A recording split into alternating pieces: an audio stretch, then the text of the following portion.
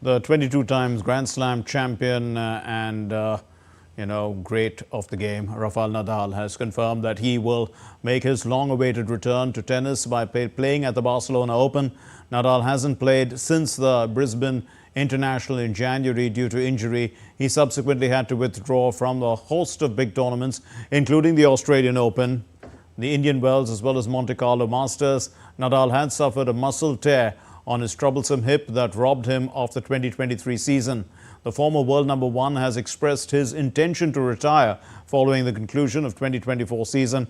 Nadal's first match will be against the 21-year-old Italian Flavio Cobolli today. I can't give. The issue was, can I or can't I? It was not about anything else. It has been a difficult 2 years. I come from a major hip operation, which took me a year to recover, so when this happened, it's difficult. Things happen in the body and I could not follow the schedule I wanted. So I am accepting the situations. When I can, I will do it, and when I can't, I won't do it. As painful as it can be for me to miss some tournaments, this is what it is. Then I need to put in the balance all the good things I have had during my life. And at this point of my career, unfortunately or not, I am under a different situation.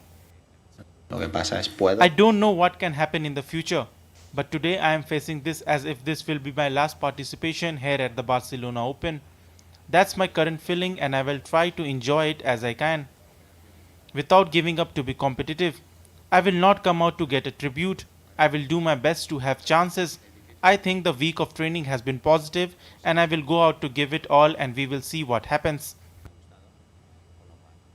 And Giles Gibson now joins us live from Rome with more on Nadal. Well, Giles, Nadal fans will be happy to see that he's coming back, but and Nadal gives everything on the court, we know that. But given the stage of his life and the number of injuries he's been through, what can we expect?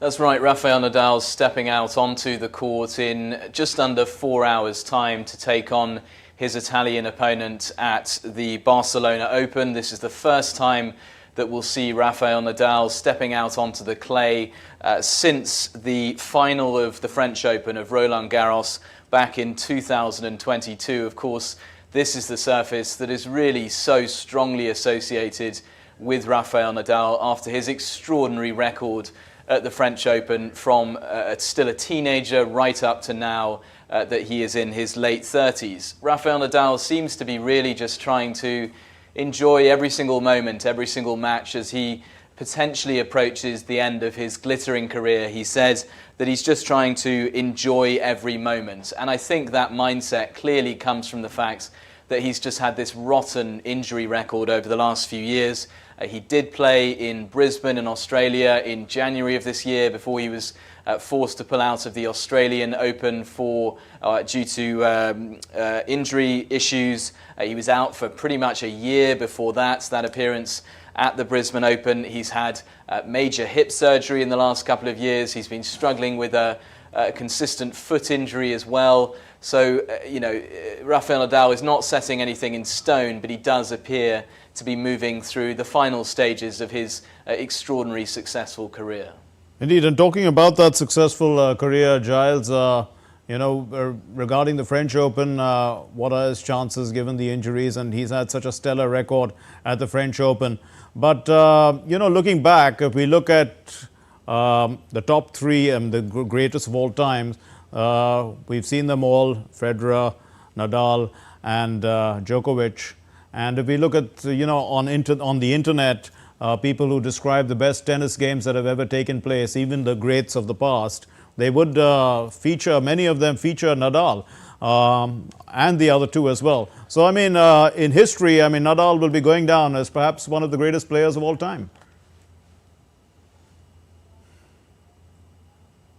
Oh, he absolutely will, and this is not just the end of Rafael Nadal's career potentially over the next few months or the next 6 months or so. This is the end of really an extraordinary era in tennis. We talked about for many years the big four, right? So Rafael Nadal, Roger Federer, Andy Murray and Novak Djokovic really competing and winning extraordinary amounts of titles over the course of their careers, and now we see each of them sort of moving towards the exit. We've already seen Roger Federer stepping away from the game, pursuing his many business interests instead. We have Andy Murray, who is well into his late 30s. He's had that hip resurfacing operation, which he has managed to come back to, which is an achievement in itself. But Andy Murray is now potentially talking about retiring this summer if he manages to get into Team GB and appear at the Paris 2024 Olympics.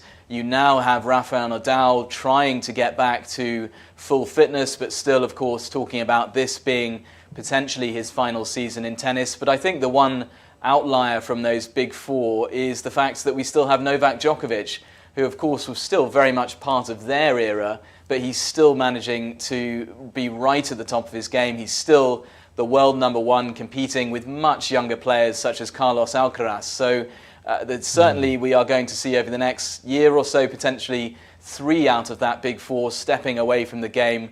But Novak Djokovic just really showing incredible longevity in terms of his tennis career, showing absolutely no signs of stepping away from the game just yet. Right, and a final question. Nadal says he's going to give it all in Barcelona.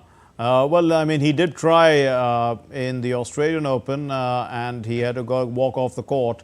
What do we think? I mean, do you see at the end of the day, I mean, age finally catches up with you.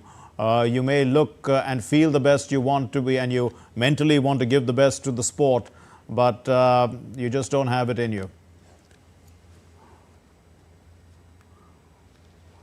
Yeah, it's the opponent that every single player over the course of history has not been able to beat. It's time, right? That injuries, the amount of travel that you do, age, the injuries that build up over time, simply those defeat even the greatest players such as Roger Federer and Rafael Nadal eventually. I think over the next few days what his target is really going to be is just trying to get some time out on court, trying to get through some of these rounds at Barcelona, trying to get some playing time under his belt, and really just proving that his body is still up to playing top level tennis. And then, of course, once he's done that, then he'll look forward to the French Open, that major that is so heavily associated with Rafael Nadal, and just try to get himself in the best possible form as he goes to take another, probably pretty unlikely, but another tilt at that Roland Garros title.